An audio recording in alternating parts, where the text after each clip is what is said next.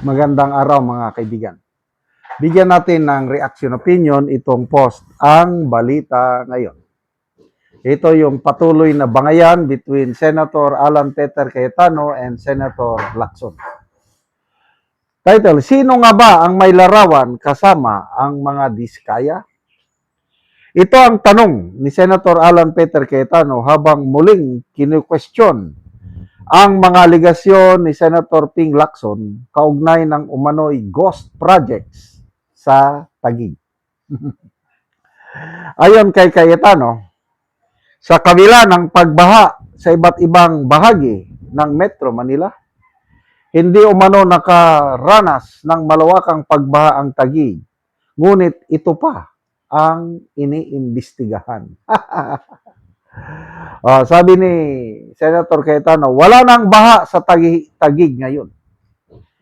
Konting ulan all over the Philippines, all over Metro Manila, baha-baha na. Pero sa atin, awa ng Diyos, maayos.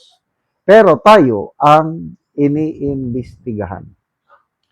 Kasunod nito, inusisa ni Cayetano ang kaugnayan ni Lacson sa pamilya Diskaya na may mga kumpanyang sangkot sa mga kontratang pampamahalaan.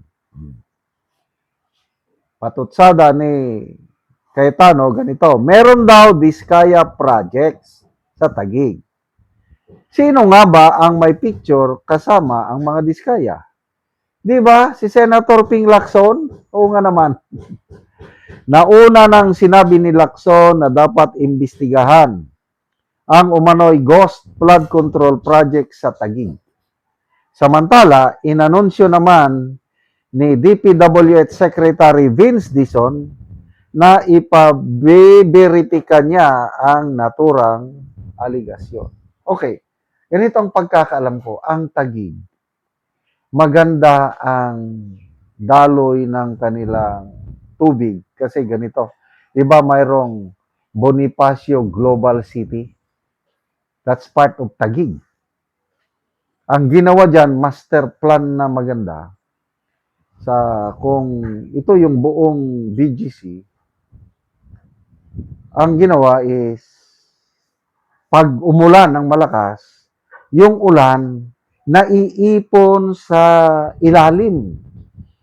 May malaki daw na reservoir ng tubig. Naiipon yung tubig ulan. Kaya hindi nagbabaha. Later on na lang, saka na lang unti-unting i-release yung tubig palabas. Kaya ako, alam ko, wala nang masyadong hindi nababaha ang Taguig. Ang mga nababaha sa Metro Manila, Quezon City, at iba pang Manila, yan. Nababaha ang Manila, Quezon City, ba't ang Taguig? Wala pa akong nabalitaan na nagkakaroon. Kaya, agree ako dito kay Senator Cayetano na walang baha ang Taguig City. Kung meron man, konti lang siguro. Hindi katulad ng baha sa Quezon City and Manila. Yan ang grabing baha. So bakit ngayon, selective justice talaga itong si Lacson na ang tatargetin niyang paimbestigahan ang Taguig dahil lang kalaban niya si Senator, kalaban ba sa politika? Bakit ayaw paimbestigahan ang mga klaro na may anomalya? Kitang-kita mo sa mga videos. Pasalamat tayo kay Jesus Busi Duque. Sa Ilocos Norte, ang dami.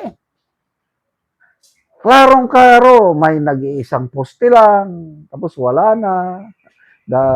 Pinuntahan naman ni Vince Dizon, ay wala daw pundo. Klarong-klaro, selective investigation, ICI. Anong inimbestigan ng ICI? Naimbestigan ba ang Ilocos Norte? Wala. Ang inimbestigan, pinuntahan Davao. Davao City, may nakita ba silang anomalya sa Davao City? So far, wala. Oh, ngayon, Taguig naman ang pinapaimbestigahan. Sige, good luck po, Senator Lacson. Sana makahanap kayo ng matinding ebidensya para mapakulong kasi gusto ni Senator Lacson ang dapat daw nakalalagyan ni Senator Alan Peter Cayetano is sa Quezon City Payatas Jail.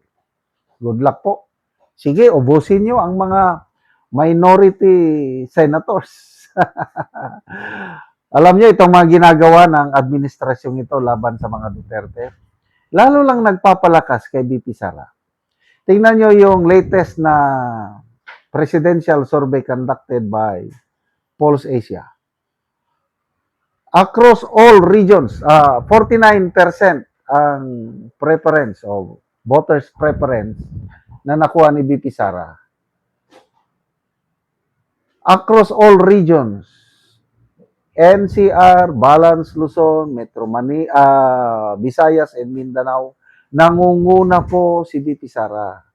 Across all classes of society, yung Class A, B, C, yung mga mayayaman, nangunguna si BP Sara.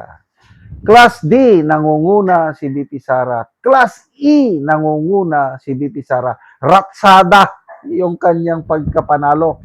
Ang layo ng lamang. 49% ang nakuha niya. Sumusunod si Madam Leni at 26%. Sumusunod si pangatlo si Rafi Tulfo at 14%. Itong dalawa nag-announce hindi man magkakandidato. Risa Hontiveros na nagsabing magkandidato is 0.01. Sino pa? John B. Cremulya, wala nga, zero, wala siyang puntos. Sa senatorial survey, yan, medyo may nakuhang puntos ni John B. Kailang nasa 5% lang. Senador na yan hindi pa siya manalo-nalo sa senador. How much more sa presidente? Salamat mga kaibigan sa inyong pagsubaybay sa channel na ito. Nakakatulong kayo ng malaki sa tribong Talandig ng Bukidnon dahil ang sweldo natin sa channel na ito is pantulong sa tribo. Namimigay tayo ng libreng yero at pako para makapagpatayo sila ng mas maayos na tirahan. Panoorin nyo ang video na ito. Anak ko diri sa balay ni Jeric Dagumay nga taga Sitio Kalapat, Tagbak, Talakag, Bukidnon. Sumo na ni ang iyang balay nga bag-o niya nga balay, trapal lang unta ang iyang gina atop. So karon natabangan siya og gero, sumo na ni ang iyang pulihan. Og mao na ni ang gihatag nga yero nga 5 ka buok nga jis ug 5 pod ka utso. Napulo tanan.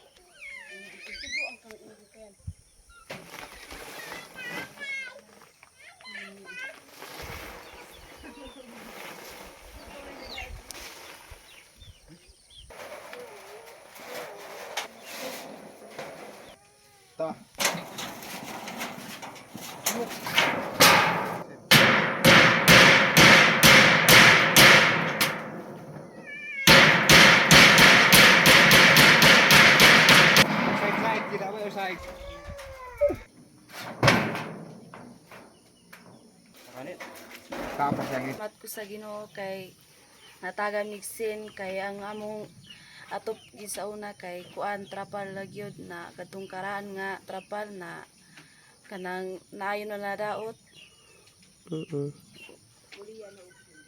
napulihan na og sin. Pasalamat gid kay ko sa naghatag.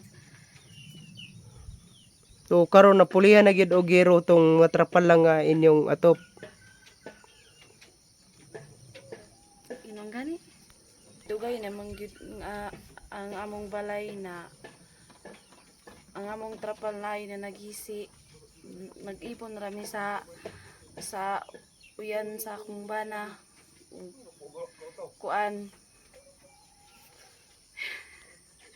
karon maulian na gid namo ni kay nanay sin maulian na gid ni namo karon. So Unsa ra di ang trabaho sa imong bana? Mais. Mag-uuma lang. Mm, So karon na pulihan na gyud tong inyong atop, so di na mo maulanan. di na gid So mi. maulian na ni gid ninyo ang gipatay ninyo nga balay. Di na gid mi maulanan. Salamat kaayo.